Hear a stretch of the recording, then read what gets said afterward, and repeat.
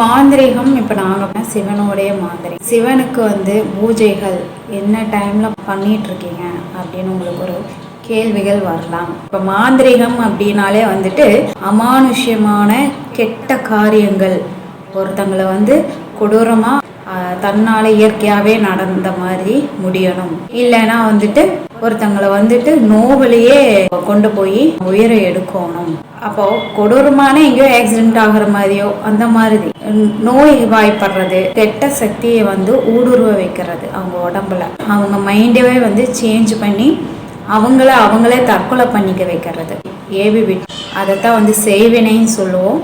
அதனால் அந்த மனிதர் வந்துட்டு தடுமாறி வாழ்க்கை இழந்து குடும்பத்தை இழந்து உயிரவே விட்டுருவாங்க. மாந்திரிகம்னாலே வந்து பயங்கரமான ஒரு நடு ஜாமம், சுடுகாடு, கைவிடப்பட்ட காடுகளில் தான் பூஜை பண்ணுவாங்க. அதுக்கு மேலே உங்களுக்கு எதுவுமே தெரியாது. ஒவ்வொரு மாந்திரிகர்கிட்டையும் நீங்கள் என்ன டைம் பூஜை அதோடு தான் கேட்டுக்கிறீங்க. மாந்திரிகம்னாலே கெடுதலுக்கு தான் அப்படின்னு ஏன் திணிக்கப்பட்டது அப்படின்னா, பொதுவாக மக்களுக்கு வந்து ஒருத்தங்க நல்லா இருக்கணும்னு நினைக்கிறத விட ஒருத்தங்களை வந்து கெடுக்கணும்னு நினைக்கிற மக்கள் ஜாஸ்தியாக இருக்காங்க. அப்போ அதுக்கு தகுந்த மாதிரி மாந்திரிகர் வந்து மார்க்கெட்டிங் பண்ணிடுறாங்க. அதனால் நீங்கள் மாந்திரிகம்னாலே என்ன நினச்சிக்கிறீங்க, கெடுதல் அப்படின்ட்டு நீங்கள் நினச்சிடுறீங்க. அப்படியெல்லாம் கிடையாது. மாந்திரிகம் அப்படிங்கிறது வந்து நல்ல விஷயத்துக்காக தான் உருவாக்கப்பட்டது.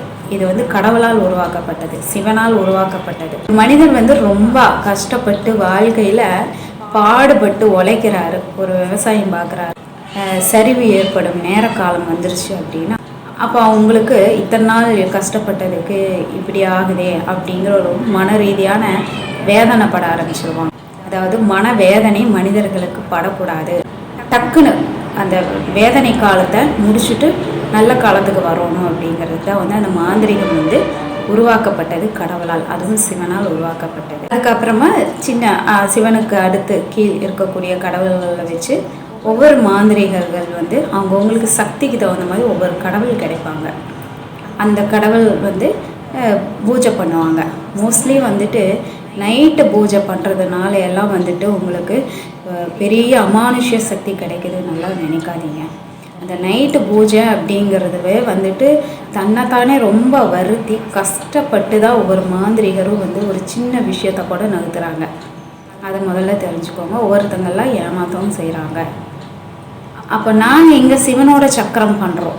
உங்களுக்கு வந்துட்டு உங்கள் கஷ்ட காலத்திலேருந்து நல்ல காலத்துக்கு கொண்டு வரலாம். அதே சமயத்தில் இன்னொருத்தங்களுக்கு நாங்கள் செய்வினை வைக்கிறதுனாலும் ஏவி விடவும் செய்வோம். சிவனோட சக்கரத்தில் நாங்கள் பண்ணுறோம், சிவனுடைய மாந்திரிகம் பண்ணுற எங்களுக்கு வந்து ரா பூஜை தேவையே இல்லை. இடத்துல போய் பூஜை வைக்கிறாங்க அப்படின்னா அவங்களுக்கு அப்படியே முழுசாக 100% இல்லை. அவங்களுக்கு அந்த டைமில் வச்சுமே கொஞ்சமான சக்தி தான் கிடைக்குது. அந்த சக்தியை வச்சு தான் மக்களுக்கும் அவங்க செய்து கொடுக்குறாங்க. அவங்களுக்கு தெரிந்த விஷயத்தையெல்லாம் செஞ்சு கொடுத்துருவாங்க. ஆனால் இங்கே சிவனோட சக்கரம் அப்படி கிடையாது. இங்கே சிவனுக்கு வந்து ரா பூஜை எல்லாம் கிடையவே கிடையாது. எப்பவும் போல் பகலில் தான் பூஜை இருக்கும். ஒரு இரவு 9 மணி வரையோட முடிந்தது. காலச்சக்கரம் மாந்திரிகம் பொறுத்த வரைக்கும் இரவு 8:30 to 9 மணியோட முடிந்தது. சிவனுக்கு மட்டும்தான் நாங்கள் பூஜை பண்ணுவோங்கிறதெல்லாம் கிடையாது. சிவனிலிருந்து வந்த அனைத்து விதமான கடவுள்களுக்கும் என்னென்ன நேரங்களில் என்ன மாதிரி பூஜை பண்ணணும் அப்படிங்கிற விஷயப்படி நாங்கள் வந்து பூஜைகள் செய்வோம். ஆலயங்களுக்கு சென்றும் செய்து வருவோம். அதே சமயத்தில் வீட்டில் இருந்தபடியும் செய்வோம், அலுவலகத்திலும் செய்வோம். பகலில் மட்டும்தான் செய்து கொண்டிருக்கிறோம். இரவு 9 மணிக்குள் செய்து முடித்து விடுவோம் அனைத்து விஷயங்களும். சில விஷயங்கள் நாங்கள் தகடில் எழுத வேண்டிய காரியங்கள் இருந்தால் நாங்கள் எழுதுவோம், அது மட்டும்தான். மற்ற இரவில் எங்கேயுமே நாங்கள் பூஜைகள் செய்வது கிடையாது. வீட்டிலோ சரி, அலுவலகத்திலோ இல்லை வெளியிலோ இரவு நேரங்கள் எங்கேயுமே நாங்கள் பூஜைகள் செய்வது கிடையாது. பகலில் மட்டும்தான். சொல்ல வேண்டிய விஷயங்களை நான் சொல்லிட்டேன்.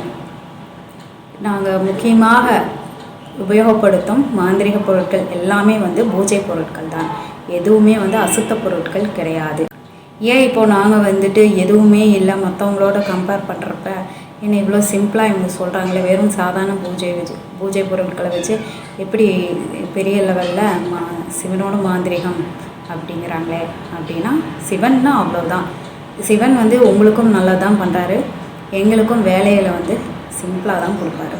ரொம்ப பெரிய லெவலில் எல்லாம் வந்து நாங்கள் நடுராத்திரியில் இருந்து பெரிய லெவலில் பண்ணணுங்கிற அவசியம் எங்களுக்கு தர கிடையாது.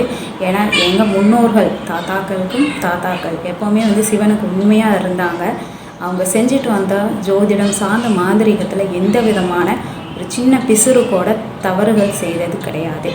அப்போ அந்த தவறுகள் அப்படின்னு செய்யாதங்காட்டி தான் அடுத்தடுத்து வம்சமாக நாங்கள் வந்து இந்த மாந்திரீகத்தை, சிவனுடைய மாந்திரீகத்தை செஞ்சு கொண்டுட்டு வந்துட்ருக்கோம்.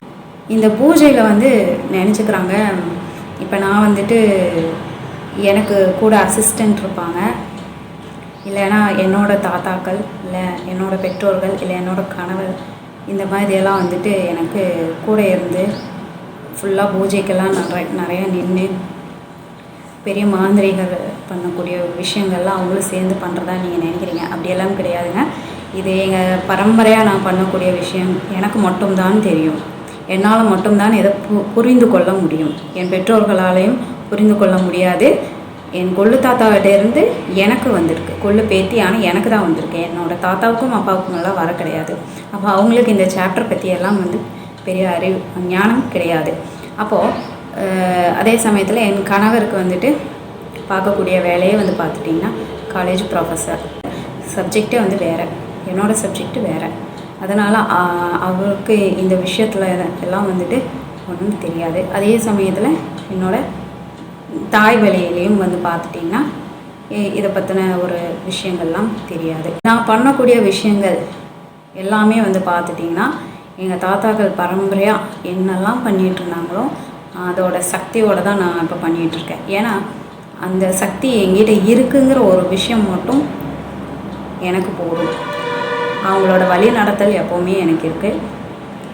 அதே சமயத்தில் சிவனுடைய சக்கரத்தை வந்துட்டு எப்படி உபயோகப்படுத்தணும், அந்த மாந்திரிகத்தை எப்படி கொண்டு போகணும் அப்படிங்கிற வழிமுறைகள் எல்லாமே வந்து எனக்கு தெரியும். குழப்பமே அடைய வேண்டாம். நாங்கள் செய்து கொடுக்கும் மாந்திரிகம் நான் மட்டும்தான் செய்து கொடுக்குறேன். எனக்கோ அசிஸ்டண்ட்டு கூட நான் வைக்க கிடையாது. அசிஸ்டண்ட்டுமே நான் வைக்கிறதில்ல அப்படிங்கிறத விட நான் வணங்கும் கடவுளான சிவனுக்கு வந்துட்டு எல்லாமே சுத்தமாக இருக்கும். அப்போ என் கூட இருக்கிற வேலை பார்க்குறவங்களுக்கு வந்துட்டு முழுக்க 100% சுத்தம் உண்மை வந்து எதிர்பார்ப்பார். அப்போது அவங்கள வந்து நான் அந்த பூஜையில் வந்து நிற்க வச்சுட்டேன்னா அந்த இடத்துல கண்டிப்பாக அவங்கக்கிட்ட 1% கண்டிப்பாக மிஸ்டேக்ஸ் இருக்கும். அதனால் சிவனுக்கு வந்து கோபம் ஜாஸ்தி ஆகிடும்.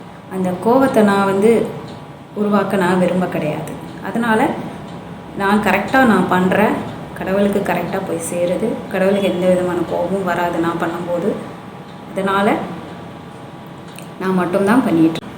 இப்படித்தான் வந்து சிவனுடைய காலச்சக்கரம் மாந்திரிகம் நடந்துகிட்ருக்கு. இனிமேலும் இப்படித்தான் நடந்து கொண்டு இருக்கும். உங்களுக்கு தேவையான விஷயங்கள் எல்லாமே வந்து நீங்கள் ஃபோன் பண்ணி கேட்டு வாங்கிக்கோங்க. அதே சமயத்தில் நேரில் வந்தும் வாங்கிக்கோங்க. நன்றி நேயர்களே. நம்ம சேனலை சப்ஸ்கிரைப் பண்ணுங்கள், லைக் பண்ணுங்கள், ஷேர் பண்ணுங்கள்.